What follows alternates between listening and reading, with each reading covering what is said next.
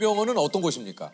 국군병은 민간병원으로 비유하자면은 3차 병원의 기능을 하고 있습니다. 군에서 발생하는 환자들의 최종 치료를 그렇죠, 담당하는 그런 역할을 하고 있습니다. 그 중에서도 특히 이제 우리 그 중령님이 계신 곳은 이제 외상센터. 네, 맞습니다. 지뢰 폭발, 수류탄 폭발이라든지 다른 폭발로 팔다리 같은 곳이 심하게 다치면서 기능을 잃을 수 있을 정도로 심하게 다쳤을 때 그럴 때 치료를 제공해 주는 곳입니다. 이게 이제 얼마 전에 쥐레를 밟은 한 병사가 걸을 수 있게 됐다라는 뉴스를 좀 봤는데 예. 지뢰를 밟고 발목을 절단할 위기에 처했던 병사가 6개월 만에 두 발로 걸을 수 있게 됐습니다. 그 우리 그 병사분의 그 발 뒤꿈치 이식 수술을 집도하신 선생님이시라고 그래요. 아, 예. 아, 그렇군요. 이게 그 저희 그 실명을 이게 좀 밝혀도 괜찮을지 모르겠습니다. 아, 네. 환자랑도 얘기를 했고 아, 그렇습니까? 그리고 또 국가를 위해 헌신하다가 다친 장병이고 영웅이죠. 위에 영웅이기 때문에 맞습니다. 당연히 이름을 또박또박 말해줘야 된다고 생각합니다. 아, 그렇습니다. 예. 그러면은 제가 얘기를 드리겠습니다. 우리 그 표정호 일병님이신데 네, 맞습니다. 예. 아니 이게 저 사고가 난 게 혹시 언제인지? 사고는 2022년 10월경에 네. 발생을 했습니다. 이게 지뢰 관련 작업을 하다가 이렇게 폭발을 하면서 손상을 입게 되었습니다. 이게 혹시 그 지뢰 제거 작업이나 탐지 활동을 하시다가 예. 이 사고가 나신 건가요? 그런 유사한 작업이었고 아, 예, 그렇군요. 그렇습니다. 지뢰를 저희가 이제 드라마나 영화에서 보면 밟았다가 떼면은 폭파가 네, 되는 걸로 네, 알고 있는데 네. 그렇지 않은 지뢰들도 많다고. 예, 맞습니다. 지뢰의 특성마다 다 다양하고 지뢰 종류 정말 다양하기 때문에 밟으면 터지는 지뢰도 그냥 밟기만 해도. 예, 그렇습니다. 야, 그러면 이 지뢰를 밟고 나서 예. 그러면 다리가 어떻게 되신 거예요? 정호 같은 경우 우리 표일병 같은 경우는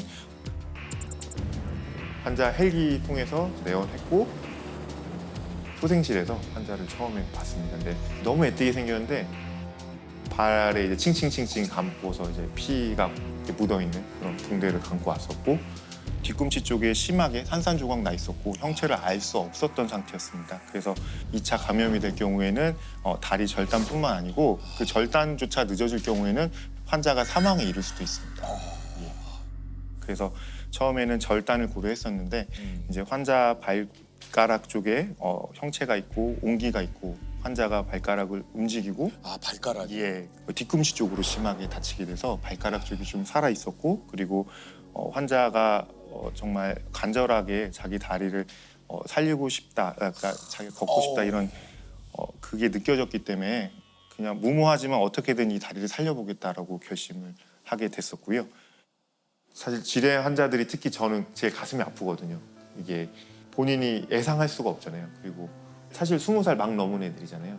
그래서 지뢰 환자에 대한 고민이 항상 있었기 때문에 그래서 발가락 움직이는 거 보고서 잘하면 걷게 할 수 있겠다 이런 생각을 했고요. 제가 여러모로 고민했을 때는 이제 조직 이식이라는 방법이 환자의 올려 있는 기능을 가장 회복하는 게 가장 좋을 것 같다라고 말씀을 드렸고 저희 이제 한국공공조직은행이라고 이제 장기뿐만 아니라 조직도 저희가 기증을 할 수 있거든요. 조직 기증하는 은행에다가 저희가 전화를 해서 환자가 정말 안타깝게 다쳐서 저희가 이게 전에 하던 수술이나 형태는 아닌데 종골과 이렇게 아킬레스건을 이런 형식으로 저희가 좀 채취해서 쓸 수 있게 해주면은 젊은 환자를 걷게 할 수 있을 것 같다라고 이렇게 말씀을 드렸고 너무 좋은 일이고 그러니까 준비해 주시겠다.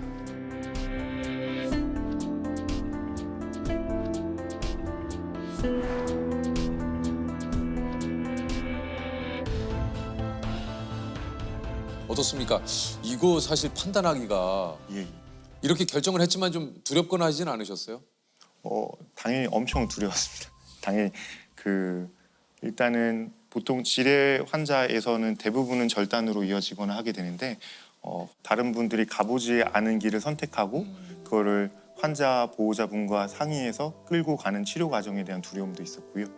그리고 만약에 이 치료를 시행해서 오히려 최종 결과가 절단을 하게 된다면 처음에 절단했던 것보다 더 환자에게 나빠질 수 있다는 그런 충분한 걱정이 있었기 때문에 한마디로 안함만 못하게 되는 맞습니다. 경우가 있기 예. 때문에. 예. 그런 거에 대한 부담감이 굉장히 심했습니다. 근데 결국 환자의 의지가 강했기 때문에 그랬기 때문에 저희가 용감하게 결정을 할 수 있었던 것 같습니다.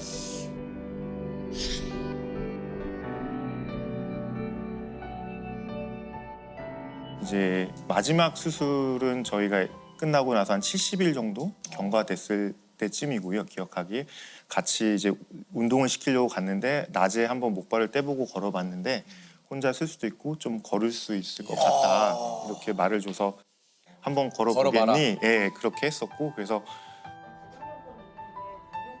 천천히 걸어 천천히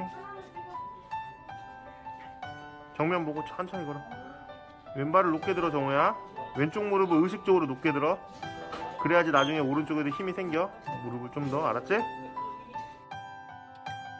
정우가 걷더라고요. 야. 그래서 정말 야, 이거 얼마나 큰 감동이었겠습니까? 예 맞습니다. 막 저도 애가 둘 있는데 애기들이 첫 걸음 할 때 보듯이 그런 느낌이고 또 혹시라도 잘못되거나 넘어지거나 할까봐 혹시 걱정되는 네. 마음도 있고 딱 그런 마음이었습니다. 표일병님께서 뭐 우리 저기 네. 주님께 뭐라고 얘기 안 하시던가요? 저도 그때 뭐라고 말했었는지 잘 기억을 못하다가 동영상 찍어놓은 거를 제가 한번 그러니까. 어제 봤어요. 그랬더니 제가 정우야 내 약속 지켰다 이렇게 말을 하더라고요. 그랬더니 정우가 맞습니다 이러더라고요. 그렇게 해서 예, 그 말로 서로 좀 믿음이 있었고 예, 그래도 그렇게 지킬 수 있어서 되게 고마웠습니다.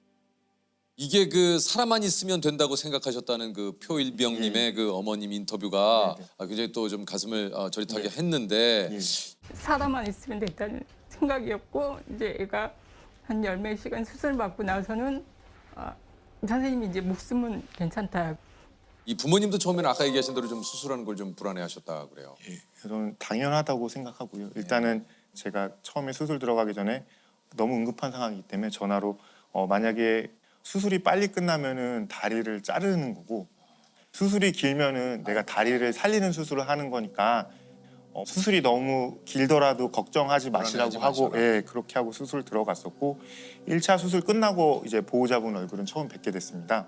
그때 유사하게 수술했던 사람들 친구들 그런 케이스 보여주고 이렇게 설명드리면서 어려움은 있겠지만 같이 상의하면서 우리 해보자. 같은 편이 돼서 원팀이 돼서 같이 극복해 보자라고 말했고 보호자분도 저희를 믿고 환자를 맡겨주셔서 저희가 더 열심히 치료를 잘 마치고 있습니다 지금. 안녕하세요. 저는 표일병 엄마입니다. 표일병은 이제 병원에서 회복하고 있습니다. 기억이 너무 가슴이 막 그때 떨려가지고 천안에서 올라오는 때 막 전화를 여러 통 받았는데 뭐 애 목숨도 왔다 갔다 하고 목숨이 왔다 갔다 하니까 저희는 아무 생각도 안 나고 무슨 말을 해야 될지도 모르겠고 막 그래가지고 도착을 하고 이제 했는데 선생님 그때 그 목소리가 기억이 나요. 꼭 걷게 해드리겠다고 하시더라고요. 그래서 그럼 꼭 걷게 해달라고 그랬죠. 선생님도 알겠다고. 조금 더 나가서 뛸 수도 있게 만들어 주시겠다고 하길래 저희는 그래서 믿고 맡겼는데 죽을 뻔한 애가 다시 살아났고 걸을 수 없다고 믿었던 애가 걸을 수 있고 뛸 수가 있다는데 더 이상 바랄 게 없더라고요. 그래서 선생님한테 맡기는 게 당연했고 그때는 저희 부부한테는 정말 선생님이 너무너무 감사했죠. 지금 많은 재활을 아직은 앞두고 있지만 선생님하고 정우가 잘 해나갈 거라고 믿고 정말 정말 대단하다. 내 자식이지만 정말 이 고통을 참고 와줘서 고맙다는 생각이 들더라고요. 그래서 참 대견하다. 병사분의 그 현재 상태는 좀 어떻습니까? 지금은 많이 회복돼서 목발 없이 두 발로 걷는 거를 제가 열심히 하고 있습니다. 우리 표정어 일병님의 빠른 쾌유를 빕니다. 한반도에 남아 있는 지뢰가 대략 한 얼마나 됩니까? 사실 제가 최근에 우리나라에서 군인들이 지뢰 다친 환자를 제 생각엔 전부 다 수술한 사람인데요. 네. 근데 제가 아는 거는 우리 대한민국 국군의 규모보다 더 많다. 이게 근데 그것도 추정일 뿐 이게 정확한 수치는 아닌 걸로 알고 있습니다. 이게 이제 여기 보니까 오타와 조약이라고 대인 지뢰 규제 조약에 가입이 안 돼 있어서 예. 그래서 이게 지뢰 매설이 불법이 아닌 거예요?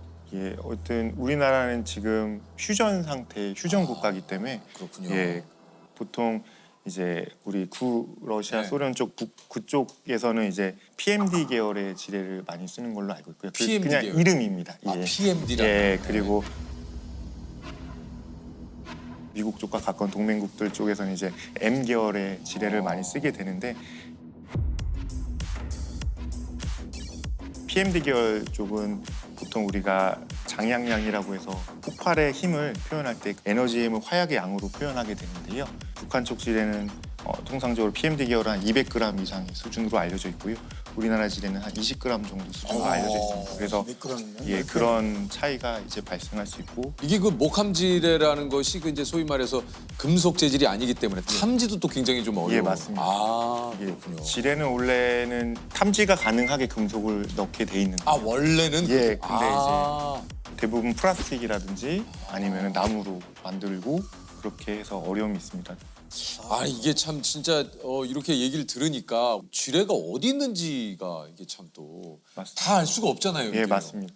아직까지 지뢰가. 이제 지뢰를 제거하고 있지만 그래도 꼭 전방뿐만 아니고 그쵸. 후방 지역에서도 이제 일사 후퇴 때 치열했던 낙동강이라든지 서해안 해변 쪽으로도 아직 매설이 예, 있는 걸로 알고 있고 이게 가끔도 그 장마철이나 이럴 때 되면 예, 네. 이게 그 지뢰가 떠내려와서. 이게 그 토사에 쓸려 내려가지고 네네. 사고가 나기도 하고. 민간 분들도 군인 분들도 그렇게 많이 다치시게 되고 그래서 제 개인적으로는 이제 좀 경험이 쌓이다 보니까 그래서 항상 비가 많이 오고 난 그러니까 한 가을쯤에 좀 많이 긴장을 하고 있습니다. 그 뭐 여러 가지 또 많은 수술들과 뭐 또 많은 그 케이스가 좀 있었겠지만 예. 가장 힘들었던 수술, 가장 어려웠던 수술은 혹시 어떤 수술이 있었습니까? 제가 환자를 봤을 때 결국 무기 손상 환자들은 항상 힘든 것 같습니다. 그러니까 무기 손상 환자들 치료 중에 특히 수류탄 폭발 환자가 가장 치료가 힘들고요. 수류탄 폭발은 이제 세월 수류탄이라고 수류탄에 이렇게 아주 작은 1mm 정도 크기의 텅스텐 파편을 이렇게 설치를 해놓습니다. 그러면은 그거에 다치게 되면은 그런 파편들이 온몸에 다 박히게 됩니다. 그래서 제가 치료했던 환자 중에 가장 힘들었던 환자는 온몸에 파편이 폐부터 다리까지 다 있었고 오른쪽 다리 무릎 아래로 혈관 손상으로 피가 전혀 통하지 않는 상태였습니다. 근데 피가 안 통하는 상황에서 의학적으로 아무리 길게 잡아도 6시간 안에 대관절은 혈관을 다시 개통시켜주지 않으면은 이 조직을 살릴 수가 없는데요. 말 그대로 괴사가 일어나는. 예, 맞습니다. 골든 타임이 6시간입니다. 예, 맞습니다. 6시간입니다. 대관절. 근데 환자들이 병원까지 도착하는 시간 검사를 하고 그리고 올라가서 마취를 하고 이런 시간들을 아무리 단축시켜도 3-4시간 정도 진짜 빨라도 3-4시간 정도는 소요가 되기 때문에 이 환자들의 혈관을 개통을 시켜야 되는 골든타임은 실제로 1-2시간밖에 되지 않습니다. 근데 여기서 더 어려움은 이 다리가 그때부터는 균도 자라게 되고 우리 몸에서 스스로 괴사되면서 안 좋은 물질들이 분비되면서 그게 간이나 심장, 심장에까지 영향을 미칠 수 있습니다. 그럼 진짜 더 예. 이제 맞습니다. 그래서 그 환자 같은 경우도 제가 수술장에 들어가서 혈관을 찾고 있는 중에 우리 심장에 좀 무리가 가고 있는 신호라든지 피 검사 결과가 확인됐었고 다른 선생님들이 이 환자가 5분 이상 버티기 좀 어려울 것 같다라고 말해줬고 그래서 제가 5분만 시간을 달라. 내가 만약 5분 안에 혈관에 있지 못하면은 환자 다리를 자르도록 하겠다. 그러니까 어떻게든 5분만 좀 나에게 시간을 달라고 했었고 그때 1초 1초가 너무 아깝고 계속 환자 상태 확인하게 되고 내가 지금 능력이 부족해서 못 찾거나 아니면 내가 그 상황에서 절단을 느리게 하거나 해서 이 환자에게 혹시라도 문제가 생긴다면 시간과의 싸움에서 다행히 찾았습니다. 그래서 내 판단으로 해서 수술장에서 아무것도 못 해보고 죽을 수도 있다라는 그 감정과 압박감을 느꼈을 때 사실 제가 정형외과를 지원할 때 정형외과가 생사 여부를 가르는 순간이 있을 거라 생각하진 못했었는데 진짜 예, 그러네요. 우리가 생각하는 정형외과 예, 맞습니다. 우리가 생각하는 예, 정형외과는 예, 그렇죠. 예. 근데 그렇지 않구나. 그래서 항상 겸손해야 되구나 이런 생각을 많이 하게 됐었어요. 이게 국내 최초로 시도한 수술도 좀 있으시다고 그래요.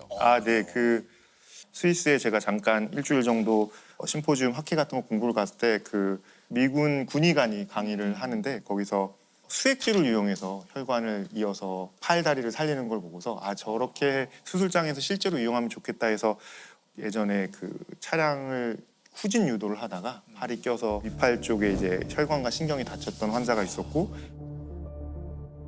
그래서 응급실에 내원했을 때는 전혀 피가 안 통하고 움직임이 없었던 환자였는데, 그런 환자에서 저희가 혈관이 손상된 위치를 찾아도 1시간에서 2시간 내에 혈관을 완전히 피가 통하게 만들어야 되는데, 혈관을 저희가 이제 자가혈관을 이용할 경우에 허벅지나 이런 쪽에서 혈관을 이식하고 떼서 이식해서 옮기는 데까지 시간이 있기 때문에, 그럴 경우에는 그 혈관을 옮기는 동안에도 괴사가 진행돼서 그 환자에서 처음으로 혈관이 손상된 위치를 찾고, 그다음에 저희 일반적으로 우리 수혈하거나 수액을 맞을 때 쓰는 네. 그 수액줄을 길이에 맞게 잘라서 바로 혈관과 혈관을 잇고 이어서. 예, 묶어서 타이를 해서 피를 통하게 해서 팔을 이렇게 살렸어요.